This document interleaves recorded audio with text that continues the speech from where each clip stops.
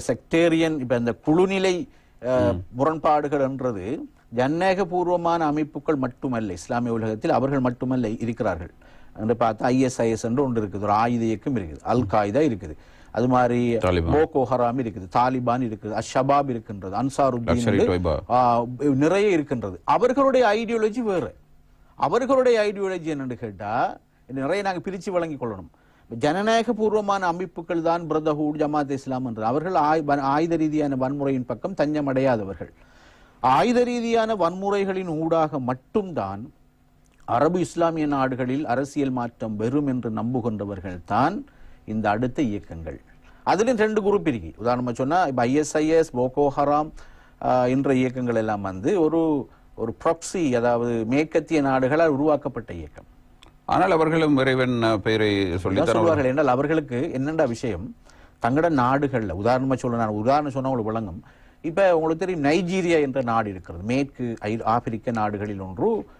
நிறைய முஸ்லீம்கள் வாழ்கின்ற நாடு, மெஜாரிட்டி முஸ்லீம் என்றது மட்டுமல்ல, அந்த நாட்டு முஸ்லீம் சனத்தை ரொம்ப கூட.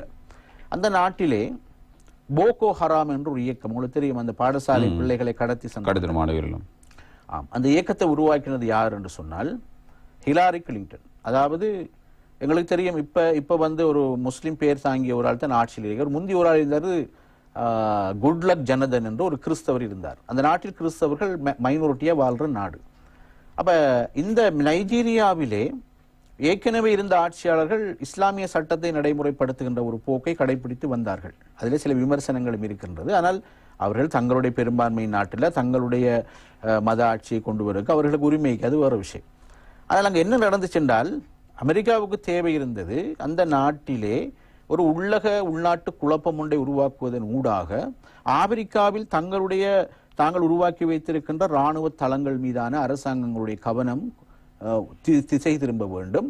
ஆப்பிரிக்காவுடைய வளங்கள் இருக்கின்ற நாடுகளில், தங்களுடைய இராணுவ தளங்கள் இருக்கின்ற நாடுகளில் ஜனநாயக ஆட்சிகள் வருகின்ற பொழுது அமெரிக்காவுக்கு சரியான அழுத்தங்கள் வரும். இதை தடுக்கணுமாக இருந்தா நைஜீரியாங்கிறது முக்கியமான ஒரு ஸ்ட்ராட்டஜிக்கல் பாயிண்ட்ல உள்ள ஒரு நாடு. இந்த நாட்டிலே ஒரு ஆயுத ரீதியான குழப்பம் ஒன்றை உருவாக்க வேண்டும்.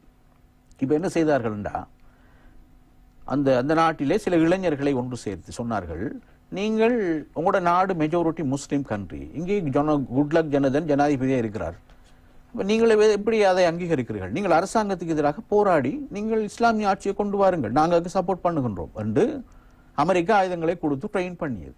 இப்ப நீங்க ஒரு கேள்வி கேட்கலாம், அமெரிக்கா ஆயுதங்களை கொடுத்து ட்ரெயின் பண்ற அளவு, அமெரிக்காவுக்கு இருந்து வேலை செய்யற அளவுக்கு இந்த போகோ ஹராம் என்ன முட்டாள் பயல்களா? முட்டாள் பயல்கள் தான்.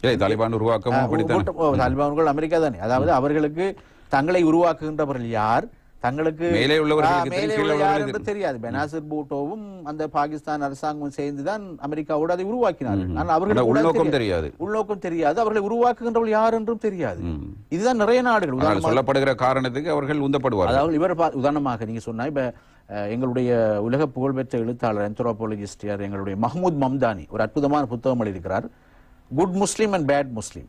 அதில் ஒரு அழமையான கருத்து சொல்றாரு. என்னன்னு கேட்டா, உலகத்தில் இந்த முஸ்லீம்கள் பேசுகிற அந்த போராட்டம் ஜிஹாதுங்கிறது அது எப்போ 600-700 ஆண்டுகளுக்கு முன்பு இல்லாம போயிடுது.